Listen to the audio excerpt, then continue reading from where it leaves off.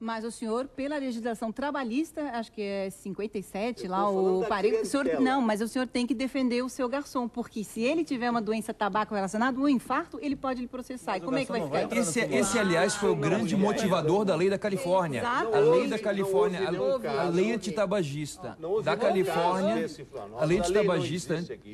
a lei antitabagista da Califórnia só caminhou, só foi para frente em função da pressão dos sindicatos para proteger os trabalhadores. Exatamente. Então ele tem a obrigação sim de proteger o trabalhador. Agora eu entendo o ponto dele, ele está falando em relação ao cliente.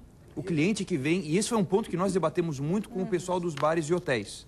Eles tinham exatamente a mesma preocupação, porque pode vir um cliente querendo prejudicar o bar do seu Wolf. Vocês estão falando de cliente fumante, certo? Cliente fumante. Posso explicar? Não, posso explicar? Vocês estão sendo preconceituosos com o fumante. O fumante... Não, senhor Schrader, acho que o senhor está sendo preconceituoso com o fumante, e eu vou defender, são meus pacientes, eu ajudo pessoas a parar de fumar, e os fumantes são educados. Em São Paulo, a adesão da lei pela vigilância sanitária, o repórter é de 99%. Em Curitiba, 98%. Nós não somos mal educados, mas são... mas é menos que em São Paulo, 1% aqui, né? Eu sei, mas tem um processo de advertência. Ele tem que realmente dizer, olha, não se fuma mais, porque o senhor ele tem que defender a saúde pública e do bar ou para o cliente? Para os dois, para nós, o fumante. Essa foi exatamente uma solicitação nossa. Não vou tirar o cigarro da boca dele e não vou pô-lo na rua, e pelo não fazer isso, não vou pagar multa. Mas agora já é tarde. Vai ter que se adaptar. Vai ter que se adaptar, não tem mais jeito. Uma solicitação nossa, inconstitucionalidade da lei, uai. Uma solicitação nossa foi que o cliente também fosse multado. Nós solicitamos. Não, mas ele está na lei. Está na lei, vocês não leram a lei? O cliente também. O lei recebe, o cliente é multado e o dono do bar também. Que ele recebe? A multa é que eu sou totalmente... Eu gostaria de saber se algum pedestre foi multado até hoje por não atravessar na faixa, infelizmente. Em outros países funciona, né, Fábio? Em outros países. Infelizmente, quer dizer... felizmente para eles, né? Infelizmente para a gente. Eu tenho uma estatística que eu defendo muito e, na minha opinião, é a estatística mais forte que ela deve estar presente nessa discussão toda entre fumante e restringir o fumo, essas coisas todas. 87%, salvo engano, das pessoas que começaram a fumar, se pudesse voltar atrás, elas não teriam fumado o primeiro cigarro. Por outro lado, a gente tem um direito constitucional, e aí a inconstitucionalidade dessa lei ela vai entrar em conflito, e a defesa da saúde, que, se eu não me engano, é artigo 196, o Estado é responsável pela saúde do cidadão e deve fazer tudo para que isso se garanta. Por conta disso, uma legislação que auxilia o cara, dá subsídios para que essa pessoa repense o seu hábito, procure locais como a Secretaria de Saúde, que já tem os programas, e isso inclusive foi um pré-requisito em São Paulo. Só houve o avanço da lei quando se garantiu essa estrutura de atendimento às pessoas que quisessem deixar de fumar. Então, a partir do momento que há essa preocupação e se dá todo esse subsídio para que a pessoa volte atrás, tenha a chance de voltar atrás, a gente está falando de 9 em cada 10, é muita gente. Para ele pegar e falar assim, não, eu quero me livrar disso. E, sinceramente, se a gente for analisar a economia, às vezes fala, não, porque vai acabar emprego, porque os agricultores da indústria do cigarro. Do cigarro que a gente produz, ou melhor, do fumo que o Brasil produz, apenas 15% fica no Brasil. Apenas 15% é consumido no Brasil. Se nós conseguirmos fazer qualquer coisa que iniba, sei lá, em 20%, 30% do consumo, a gente não vai ter esse prejuízo gigantesco. Um outro ponto importante dessa lei que tu tocasse muito bem, Fábio, é que eu gostaria de voltar nela, no começo da tua fala, foi a questão da economia que isso vai gerar em termos dos cofres públicos, em termos de gastos em saúde, de atendimento a essa gente. No meu plano de saúde vai ficar mais barato. Existe uma empresa de planos de saúde que ela começou a fazer toda uma conscientização com os seus clientes. A propaganda aqui é proibida. Ela fez toda uma conscientização com os seus clientes e começou a dar vamos dizer assim, essa estrutura para que ele parasse de fumar, porque ela percebeu que ela tinha muitos gastos em função dos tratamentos desses fumantes. Claro. E com isso, obviamente, é redução para a gente. O imposto que se paga e tudo isso, ele é aplicado. Não, mas falta dinheiro para fazer estrada. O dinheiro foi literalmente queimado. O dinheiro da estrada está lá no câncer de pulmão da pessoa que foi atendida pelo SUS. Esse é o dado que a CNN está trazendo aqui. Fumantes custam 338 milhões de reais ao SUS. Isso subestimado. Essa manchete aqui é do Jornal Estado de São Paulo. Vamos fazer uma analogia bem extremista, então. Quanto custa os tratamentos de AIDS para os cofres públicos brasileiros? Muito dinheiro também, muito dinheiro. Alguém multa alguém que quer fazer transar sexo sem camisinha? Não, mas a gente recomenda que sempre Ou seja, use, a né? gente recomenda, tem campanha, saiu uma campanha muito boa agora nesses últimos dias. Se me esqueceu, faça o exame, dá muito boa. Exatamente. E aí, e agora? Se tu não tiver camisinha grátis no teu bar.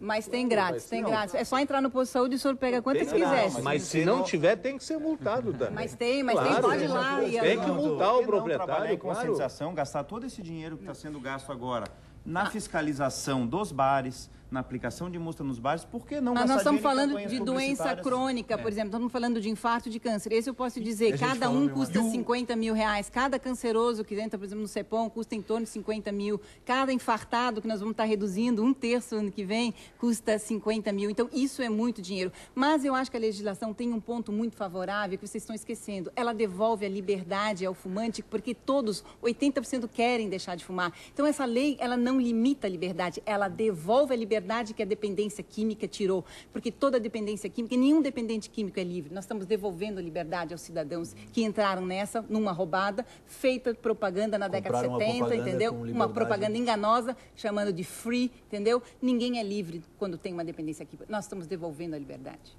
Crack nem pensar, foi a campanha da RBS que começou no ano passado. Legal. Por que pegaram o crack? Primeiro de tudo, porque ele é uma droga barata, não gera ganho para ninguém do crack, tá? Então, e é uma droga que o cara em 3 meses pode levar o cara a óbito. É um absurdo, é notável isso. Um cara pode fumar até os 90 anos e não ter problema nenhum, mas estatisticamente 1 a cada 2 vão ter alguma doença relacionada ao cigarro. E boa parte dessas doenças a gente não está falando de uma gripe que se cura, que se tem um tratamento, a gente está falando de câncer. Está falando de câncer, infarto. O câncer tu vai fazer o quê? Vai pegar uma mulher, vai fazer uma extração de um órgão. Isso é absurdo. Sim. Então, tudo que puder ser feito para evitar isso...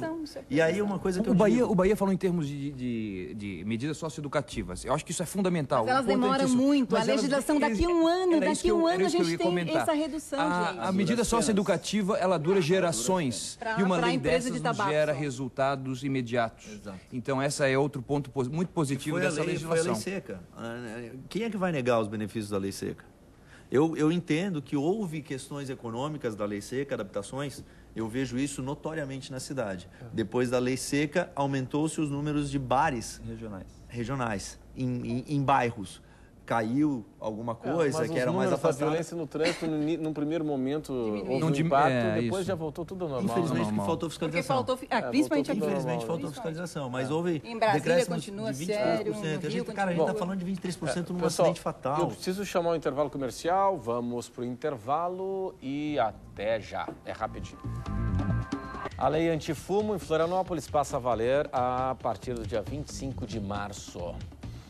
E o que acontece é que vai haver a permissão para fumódromos numa área dentro de bares, restaurantes similares, numa área de até 12 metros quadrados, com isolamento total, ventilação, exaustão, não pode ter uma ligação direta da porta com o bar, com o restaurante, com a boate, enfim, tem que ser numa área isolada e esse é o nosso assunto hoje. Bom, estávamos comentando há pouco sobre o impacto da legislação na área econômica. A gente discutiu há pouco aqui a questão da saúde, o impacto disso na saúde pública, enfim. Bom, pelo mundo, agora há pouco a gente estava aqui mostrando nesse livro o seguinte, né? Áreas livres de cigarro, áreas onde há a possibilidade de fumar, enfim, onde já tem uma medida restritiva. Qual foi o impacto na economia? Não vou querer entrar agora, a gente já discutiu a questão da saúde, mas na economia. Na economia, a única informação que eu tive, não é confirmada, me falaram, foi justamente sobre os pubs ingleses. Dizem que houve uma queda muito grande nos pubs, ao ponto do governo ter que interferir para reativar os pubs. Os pubs, queiram ou não, têm uma função de lazer, uma função de deixar que a pessoa se expanda e não fique violenta. E você sabe que a Inglaterra tem problemas de violência, principalmente os hooligans que vão nas Copas do Mundo. Num livro de vodka que eu li, A Rússia, inclusive, tomou a si a vodka até para controlar isso nas diferentes cidades, isso no passado, para que o pessoal beba, não beba demais, não beba de menos, também para distender a população. Quer dizer, são todas aquelas questões de lazer. Já houve época que o café foi proibido, até por uma não sei o que do Papa.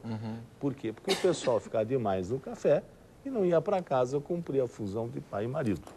Né? Quer dizer, isso são tudo ondas que passam e que vêm. Em lendo isso aqui, é claro que existe uma pandemia com relação ao fumo, algo tem que ser feito, esses senhores aqui resolveram fazer, botaram dinheiro, acho positivo se discutir isso em Florianópolis.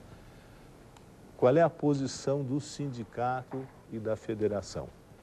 Está tudo ótimo, o fumódromo é balela, ninguém vai fazer, porque daqui a pouco vai ser acusado que ele criou no bar dele, ou seja lá onde, uma câmara mortuária para a clientela dele.